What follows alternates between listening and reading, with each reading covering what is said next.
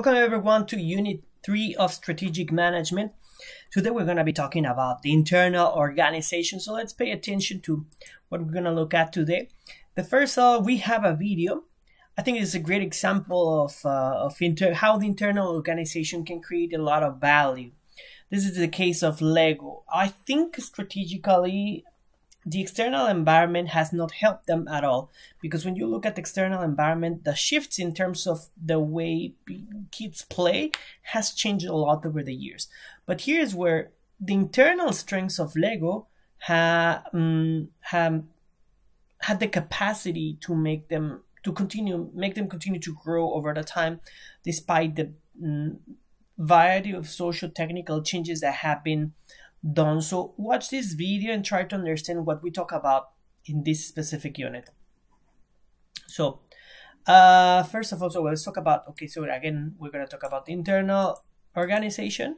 So in this case, when we talk about the internal organization, we had to do an internal analysis of what are the resources that we have, whether we have tangible and intangible resources that we have, and the core competencies, what we are good at, right? That's core competency in a nutshell, what I'm good at. In this case, for example, we're talking about Lego, we're talking about creativity, and of course now production, and of course many things more, right? When we're talking about that. And then we have to think about creating value. So how does Lego, for example, creates value for their customers? Well, initially it was creating a superior brick that somehow can be integrated to a system, but the value is more important in sense of like it's not a single toy, it's a multiple toy that works in many multiple ways. No, you can create way much more. So that is a value that they brought to it. Of course, when we're saying, well, that value is very easily to be copied, but I mean, of course, they had the copyright of the specific brick. They also later they started to buy all the franchises names such as Star Wars, Harry Potter, etc. But anyways, that's again part of understanding how to deliver more value to their product. But in the end, the initial Lego system, it was a good quality. It was able to fulfill the needs of other toys that at that time they couldn't, right? Very good. So anyway, so in this case, we have some of the challenges of analyzing the internal organization. So first of all, strategical decisions are non-routine, have ethical implications, and influence organizations above average returns. So in this case, every decision that we have has an implication. If we say, well, we want to have less employees, that's good. You can become more productive, but in the end, at the stake of the employer's survival. And in the end, employees are going to start to go against you. So you always have to take decisions in the best way. I'm not saying you can never fire anyone, but I mean, you have to understand in the long run how your actions are going to lead to something positive or something negative. The second is managers face uncertainty on many fronts. It's true. We talk about the external environment, how can it affect us, and how, again, taking decisions have many implications in many ways. And finally, we have interorganizational conflict. While they say a manager has a specific focus on the financing, on the budget, but then marketing starts to complain because it's like with little budget, we cannot achieve the sales that we want. Or production can say, yeah, but if we don't have enough resources, then perhaps we need to cut on production. So again, if we say to the marketing focus, you say, I'm going to sell as many pieces as I want of Lego, for example, but the production says, I don't have the capacity to produce that many. So again, there's always intra-organizational conflict of what is the department that we should focus the most on, right? So in this case, the challenge mostly is to create value firms. And value doesn't mean only the final product. Value means with every activity that we do, we create value. Okay. So in this case, for example, we're talking about the Lego. How do we produce value at the sourcing of the plastic?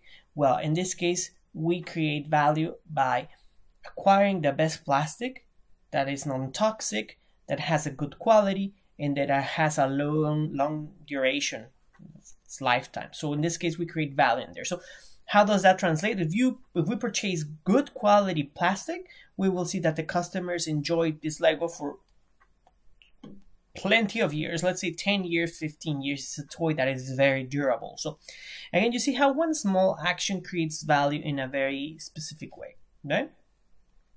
When we talk, for example, at value creation at the manufacturing side of Lego. So they create the same blocks for almost everything. We say, yeah, you want to buy the Harry Potter one, but in the end, many of the blocks are generic. Many of the blocks are used for the Star Wars, for the Harry Potter, for the Ninjago, for the whatever you want to do. So in this case, that is a lot of value, because in the end, they are not changing their production line to generate a new product. They are just assembling the products in a different order. And that's also strength and internal capacity that they have, which is to rearrange their productions according to the products that they are developing or they have, right? So let's talk about a little bit of all of these ones. Okay, we're going to talk little by little to one of them, all of these ones. We're going to go through that in the following slides. So first of all, we have, again, we already talked about uncertainty. The environment changes, it's complex, different departments, different external resources, suppliers, things change, and then internal conflicts. So again, we have to do that analysis of how our actions have repercussions to any other departments. So first of all, let's talk about the competitive advantage internally. So first of all, we are talking about resources, tangible and intangible. So we have here, for example, here the tangible resources. Tangible resources are those things that we can touch, right? We have money. Money can be touched. Organizational resources, like for example, if we have any sort of procedures that we have on paper, we have some rules. For example, the operational guidelines of McDonald's.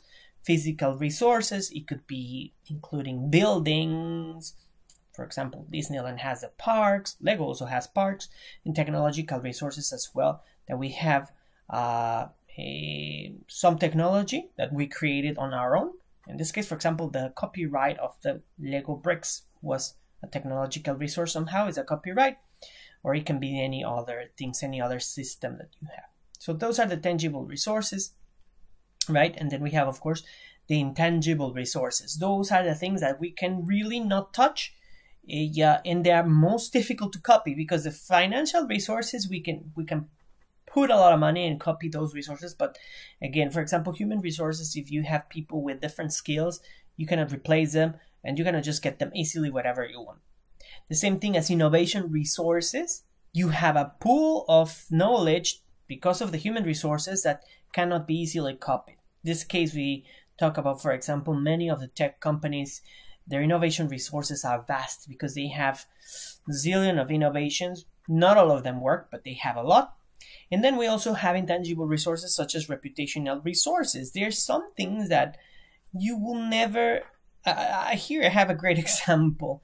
If you ask any Mexican, I was not Mexican, if you ask any Mexican what was the first cigarette they smoked, probably they will reply to you, Marlboro. So this is a reputational resource that when you think of cigarettes, you can think of Marlboro, you can think of maybe Camel. You don't think of any other brands. Well, I don't know how it's in Korea, but at least in my country. So again, that is an intangible resource, because in the mind of the consumer, when you think of cigarettes, you think of McDonald's. When you think of a movie, you may think of Disney. When you think of fast food, it's McDonald's. So again, those are intangible resources that in the end generate the consumer to purchase. Why? Is this bag good? Nah, I don't know. But it's a Louis Vuitton. It's good. So you see how that ends up in a resource that you have in there. Okay, so now we have to think also in capabilities. So the capabilities is what? Well, capabilities is like the capacity to do something, right? And then that goes together with your core competency. So in this case, for example, when we're talking about a Walmart, so distribution, they have functional area. One of their strengths is in capabilities is the use of logistics for putting all their products in and out, and they have the right stock of inventory. So that becomes as a capability. They are capable to move their resources as quickly as they can, and that becomes a core competency, because in the end, it's something that they are good at, their strength that they have. Okay, so in this case, for example, when we think again, we go together to the firm's capabilities, we think of the core competencies, what you're good at, and we have to think also of the sustainable areas of competitive advantage and the value analysis. We're going to take a look at that. So in this case, for example, capabilities are valuable capabilities as valuable capabilities are capabilities that generate value. They're also difficult to copy, and if there's any other company trying to copy it, they are able to neutralize them as quickly as they can. We have also rare capabilities. For example, the case of Tesla, they have a lot of knowledge in terms of electric cars, so it's difficult to do it. Costly to imitate capabilities.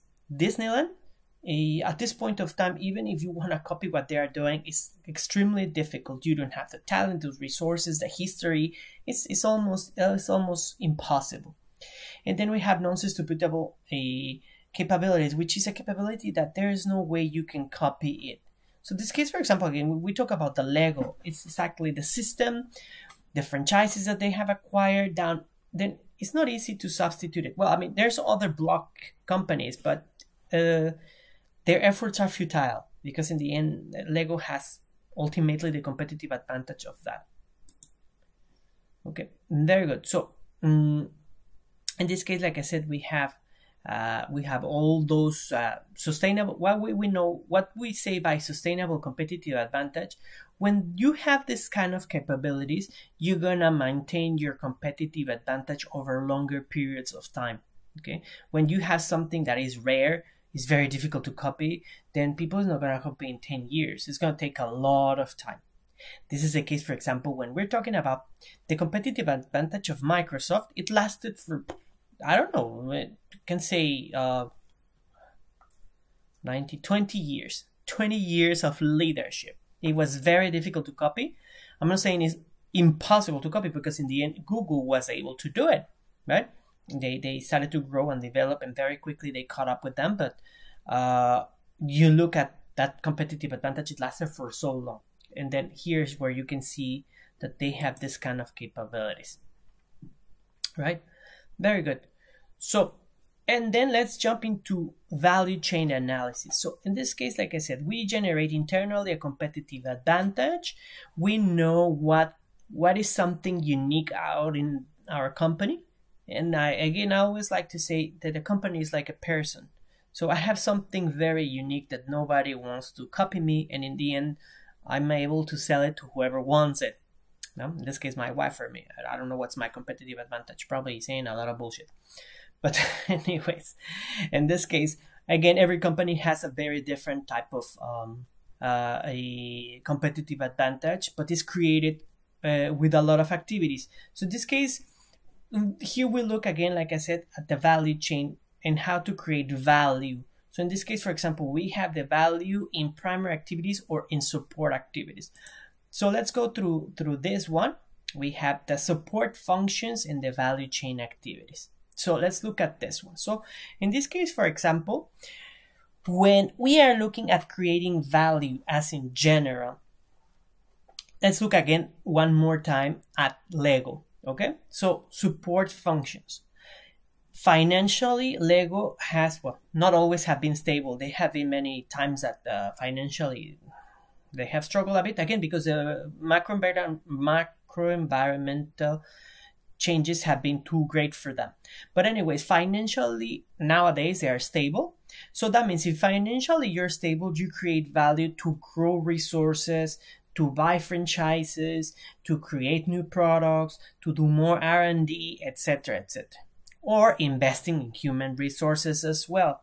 So in this case, you invest in human resources, on tangible resources that are going to create creativity for Lego, they're going to create new products, new systems, new ideas for Lego, no, including, for example, the Lego movie. I'm sure it was part of their internal human resources that they came up with this one, and they created value for the brand in general.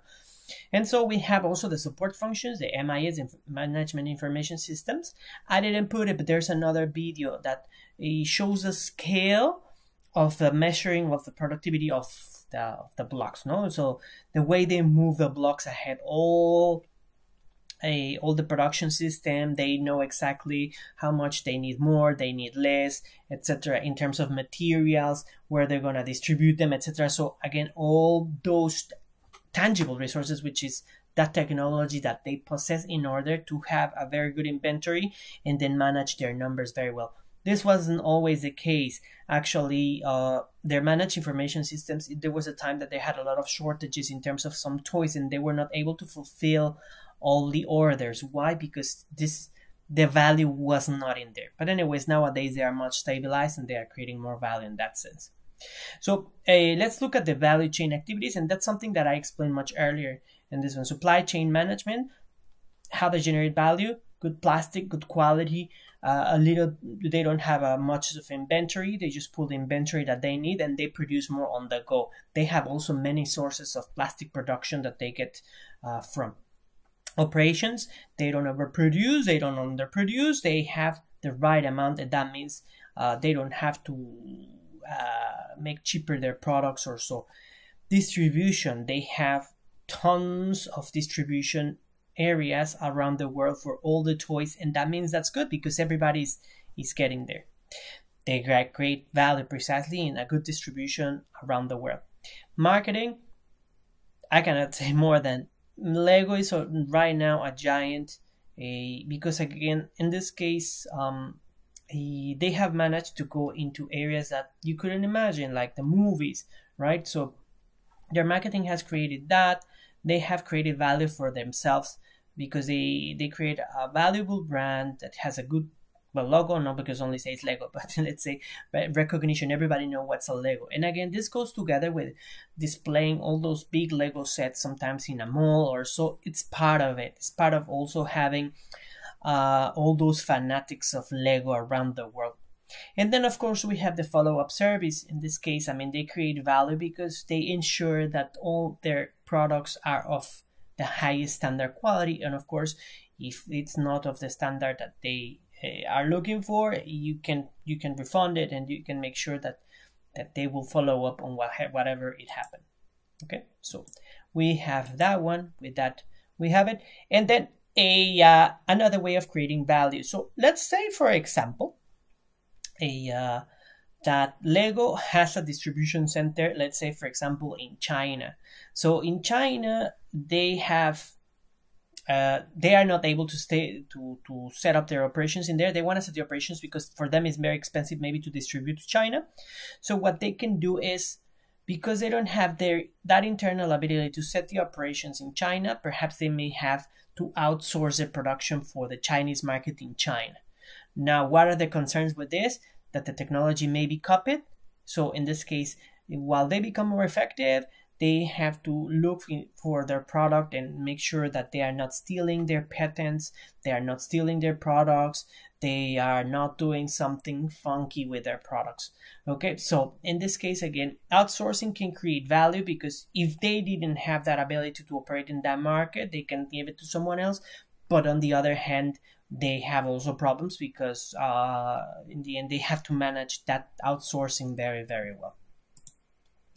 So in this case, as a overview, companies must understand what are their strengths and their weaknesses.